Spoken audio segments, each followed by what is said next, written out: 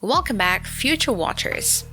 Today we're blasting off into tomorrow to look at the top 20 future weapons of the world. Not just the missiles and mayhem. We'll explore mind-bending tech, ethical landmines, and the jaw-dropping tools that could reshape warfare and diplomacy. Stick around, every entry has visuals, what it means, and the big questions we should be asking. Ready? Let's go. Number 1. The electromagnetic railguns. Railguns use electromagnetic forces to accelerate projectiles to extremely high velocities. Imagine a weapon that launches kinetic slugs at such blistering speed that the damage comes from sheer impact energy rather than an explosive warhead. This means reduced logistics complexity and new tactical profiles. Long-range, long-endurance platforms that can engage targets with big kinetic punch, and high accuracy. Railguns proponents highlight lower per-shot cost, high rates of fire, and the ability to punch through advanced armor or even some structures with kinetic energy alone. But there are big engineering hurdles too. Enormous power requirements, materials that survive huge acceleration and heat, and the need to integrate these systems into mobile platforms or ships. Number 2. The high-energy laser systems. High-energy lasers, the classic sci-fi tech that's actually arriving, use focused beams of light to heat, disable, or destroy targets at the speed of light. They're already being tested for counter-drone roles, missile defense, and precision disabling of sensors and small craft. Their advantages are obvious on paper: near-instant engagements, adjustable effects from blinding sensors to burning through structures, and a deep magazine as long as you have power. But lasers aren't magic. Atmospheric conditions, dust, rain, turbulence can weaken beams. Thermal blooming can blur effects over distance. Still, as power generation and beam control improve, lasers become more practical for point defense, shipboard protection, and deniable non-lethal operations like blinding or disabling electronics debates. Number 3. The high-power microwave and counter-electronics weapons. High-power microwave systems, or HPMs, are the electromagnetic equivalent of turn everything off for electronics, instead of a blast of shrapnel. HPMs aim to overload, fry, or disrupt circuits, knocking out communications, sensors, drones, or infrastructure without necessarily causing kinetic damage. In future conflict, that's huge. You can neutralize adversary capabilities with lower physical destruction but massive operational paralysis. High-power microwave offers scalably disruptive options, small units for localized denial, stopping a drone swarm, or larger installations for gray zone operations against surveillance, networks, or grid components. With that said, HPM's indiscriminate reach raises collateral risk. Civilian electronics, pacemakers, and critical services get caught in the crossfire. There are also questions about attribution and escalation. You can't see a high-power microwave strike the way you see a missile. Number 4. The hypersonic glide vehicle. The hypersonic glide vehicles, or HGVs, are designed to travel at speeds greater than Mach 5, while gliding through the upper atmosphere, combining blistering speed with maneuverability. Picture a missile that doesn't follow a predictable ballistic arc but glides, dodges, and shifts course at hypersonic speed. That means much shorter reaction windows for defenses, a dramatic change in how quickly a state can be compelled or deterred, and a major pressure point on early warning systems. In the near future, HGVs could be used for rapid strike, theater-level deterrence, or as escalation tools that make decision cycles frantic. But there's more than shock value. Because they operate in altitudes between traditional aircraft and orbital vehicles, the HGVs blur legal and operational lines, raising questions about space treaties, early warning classification, and command and control fail-safes. They also force investments in detection. Tracking a small, superheated object against the sky is a technical challenge. Number 5. The Scramjet air-breathing hypersonic missile. The Scramjet-powered missiles are the cousins of glide vehicle that use the oxygen in the atmosphere for propulsion at extreme speeds. Unlike a rocket that carries all its oxidizer, an air-breathing hypersonic missile ingests air and sustains combustion while zipping along at hypersonic velocities. Think of it as a jet on steroids. Sustained high speed over long ranges without carrying internally all the oxidizer, which opens up a new operational envelopes. Operationally, these systems promise fast response long-range strike without the same trajectory constraints as classic ballistic missiles. They could reach distant targets quickly, traverse contested airspace, or enable strike options that previously required launch from space or heavy rockets. On the flip side, they create geopolitical instability. When speed and range become cheaper and more available, crises can escalate faster, and attribution becomes fuzzier if multiple launch platforms exist. Number 6. The autonomous underwater vehicle or robotic submarines. The underwater domain is primed for robotics. Autonomous underwater vehicles and robotic submarines can map the seabed, conduct long-durations covert surveillance, or carry sensors and payloads where humans can't go easily. They're quieter, smaller, and often cheaper than crewed subs, presenting new ways to monitor choke points, inspect hulls, or shadow fleets. Autonomous underwater vehicles challenge traditional maritime defense because detection underwater is fundamentally different from aerial detection. Swarms of small underwater robots can create distributed sensors along littoral areas, enabling persistent monitoring without the cost of large platforms. With that said, autonomy underwater faces sensing challenges, limited GPS, murky waters, and raises concerns about entrusting lethal effects to autonomous submerged systems. Number 7. Autonomous drone swarms. Forget single huge vehicles. The future may be small, cheap drones working together. Autonomous swarms leverage distributed decision-making. Each drone is a node in a collective brain, able to coordinate, retask, and overwhelm defenses through sheer number. Picture a flock that can scout, jam, distract, or conduct mass strike maneuvers, all while adapting to threat and losses. Swarm tactics multiply effects: redundancy, complexity in defense, and mission flexibility. They also democratize force.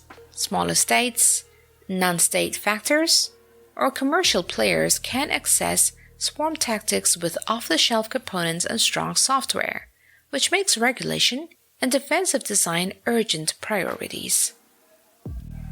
Number 8. The lethal autonomous weapon systems and robots with deadly autonomy. Lethal autonomous weapon systems, sometimes called killer robots, are controversial because they could select and engage targets without direct human authorization. In concept, lethal autonomous weapon systems promise speed and reduce risk to friendly forces. They provoke urgent ethical and legal debates. Can a machine make life or death decisions? Who's accountable if it falls? And how do we encode moral constraints into algorithms? This topic is less about coolness and more about responsibility. Present the capability neutrally. Autonomy can increase effectiveness, but it can also make conflicts harder to contain and attribution harder to determine. International bodies, NGOs, and tech communities are already debating bans, regulations, and strict human on-the-loop controls. Number 9. The loitering munitions. Loitering munitions, sometimes called kamikaze drones, sit between surveillance drones and missiles. They can hang over a battlefield for hours, watch for a high-value target, and then dive in when the time is right. The operational appeal is precision and patience. Loitering munitions wait until the best shot opens up, reducing collateral damage relative to blind-fire artillery, but raising real concerns about real-time decision-making and target identification. They've already appeared in recent conflicts as cheap, flexible strike options for both high-end militaries and irregular forces. What's changing is the combination with autonomy and swarming, a loitering munition that can re-identify targets and coordinate with others gets far more potent. Number 10. The AI-guided smart munitions and precision effects. Smart munitions are getting smarter. Add machine learning and real-time sensor fusion, and a shell or missile can better predict target motion, avoid civilians, and select the least destructive trajectory or retask mid-flight. This makes precision not just about hitting a spot on a map, but about context-aware decision-making. Is the building occupied? Are there bystanders? Can the weapon choose a time or approach that minimizes harm? That capability brings promise and peril. On the plus side, smarter munitions can reduce collateral damage and increase mission success. On the cautionary side, opaque AI decision-making can produce unpredictable behavior, and adversaries may attempt to deceive sensors. Number 11. The quantum sensors and quantum radar. Quantum technologies won't just enable faster computers. They promise new sensing capabilities. Quantum sensors can detect minute changes in magnetic or gravitational fields, potentially spotting stealth aircraft, submarines, or hidden equipment that conventional sensors miss. Quantum radar concepts aim to exploit the entanglement and other quantum effects to reduce stealth advantages and improve detection in cluttered environments. The game changer here isn't an explosive weapon, it's the ability to see what was previously invisible. That could render some stealth investments obsolete and create a new arms race in sensing versus counter-sensing. There are practical limitations. Many quantum sensors today require specific conditions, but progress is steady, and even incremental gains could change strategic calculus. Number 12. The metamaterial, stealth, and active cloaking. Stealth is evolving from paint and geometry to materials that manipulate waves.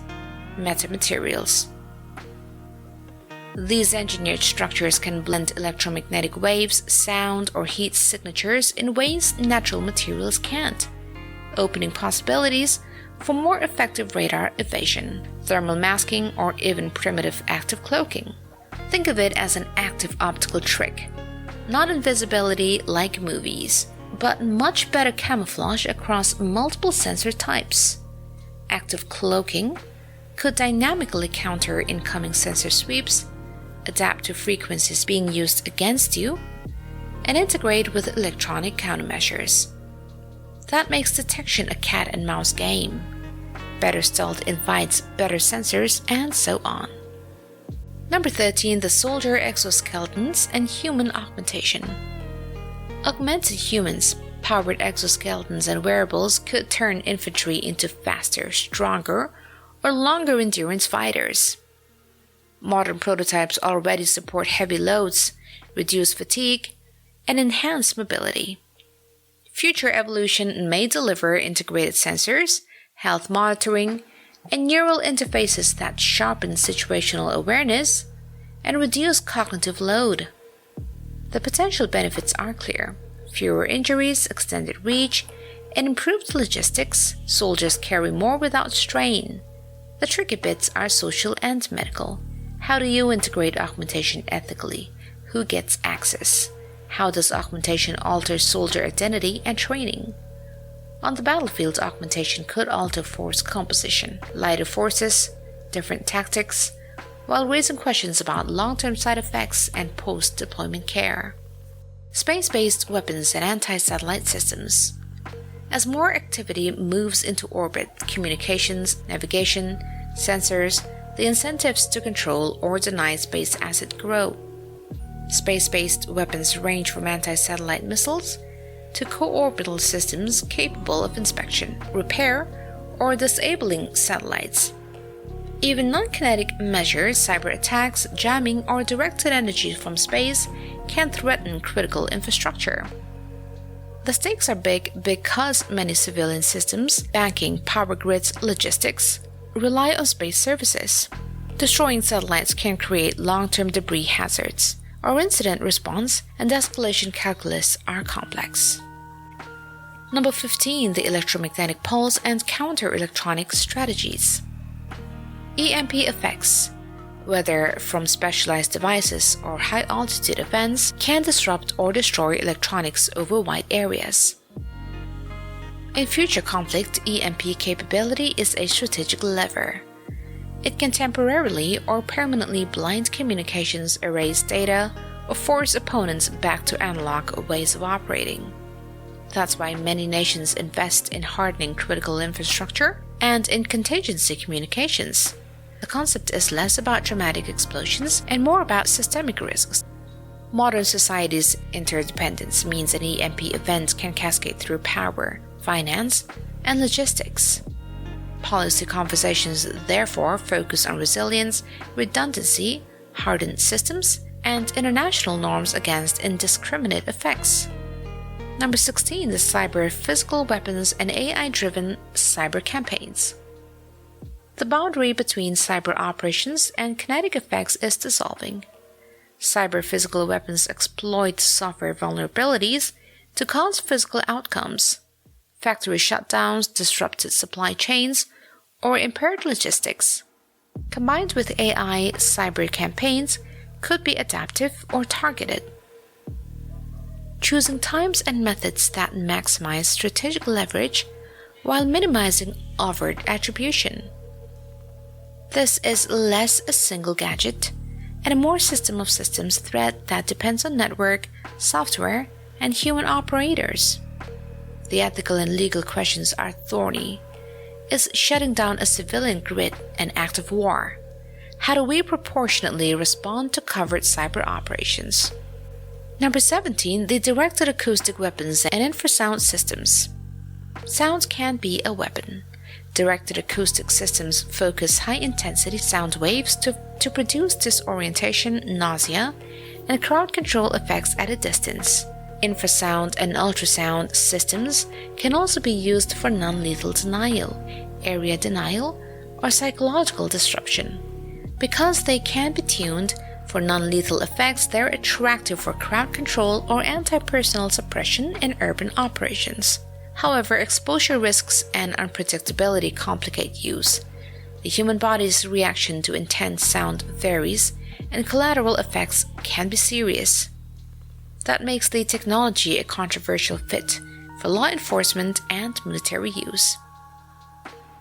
Number 18. The microsatellite weapon constellations. Cheap, tiny satellites have democratized space. CubeSat swarms can provide resilient communications, ubiquitous surveillance, or disturbed sensing that's hard to knock out with a single strike. They can also be configured for nimble, rapid response ISR missions, or even to provide temporary communications in contested environments. From a weapons perspective, microsatellite constellations change the calculus of redundancy and attribution. If a handful of small satellites provide a service, attacking any single one has less strategic effect. But the proliferation of small satellites also complicates space traffic management and debris risk. Number 19. The nanotech-enabled systems. Nanotechnology doesn't point a gun. It quietly changes materials and sensors. Nanocoatings can make surfaces more durable or stealthy. Nanosensors can be embedded for distributed detection, and nanoscale actuators could enable new classes of propulsion or adaptive materials.